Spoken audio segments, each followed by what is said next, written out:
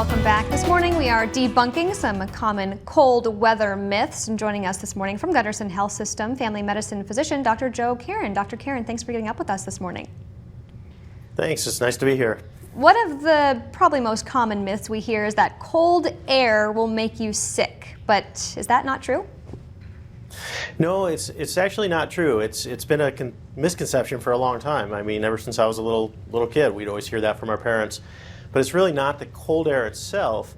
Actually, the viruses that cause the cold, they tend to do better in warm air. I think actually their ideal temperature is around 90 or 91 degrees. So when you're outside, the viruses actually struggle a little bit more. So the air, as it gets into your nose, as you breathe it in, again, your body starts to warm it up, and that makes it easier for the cold. But it's really when you're exposed to other people when you're inside that you pick up those viruses. Okay, and of course, still, wear the right clothing, be warm outside. That doesn't mean you can just go outside with wet hair. Well, that's another misconception too, actually, believe it or not. It's really dressing warm in general will keep your body, keep your immune system up.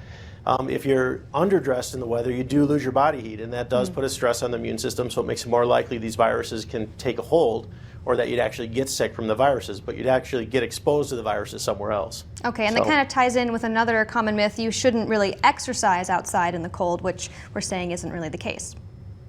Yeah, and that's another great one that's really should be debunked. Really, there's a lot of benefit to exercising out in the cold.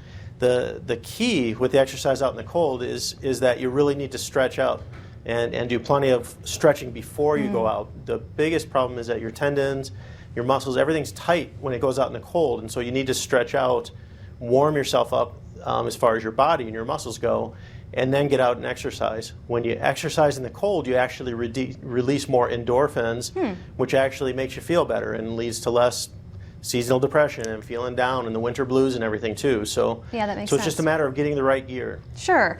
And another thing, some people think that their allergies may go away in the winter. I myself disagree with that one as well, because I seem to be sneezing and sniffling more so now. Yeah, and that's always, we see that a lot, and talk to any physician and they'll tell you the same thing. When people are closed in, you get a lot of people, with that recirculating air, you get more pet dander, you get the dust mites from the furnaces as the air recirculates. And so we actually see a lot more allergies sometimes this time of year. So. Yeah, and of course we're not, wearing bathing suits this time of year, but we should keep putting sunscreen on. Sunscreen is very important, especially this time of year. They really should be stocking the sunscreen in the stores right now. We're actually closer to the sun now, and so we actually get more exposure to some of those harmful UV rays. Wow. And so it's really important that you keep going with that sunscreen this time of year as well. That makes a lot of sense. And finally, this one is interesting. A lot of people say this, that drinking alcohol actually warms you up, but that is the opposite effect.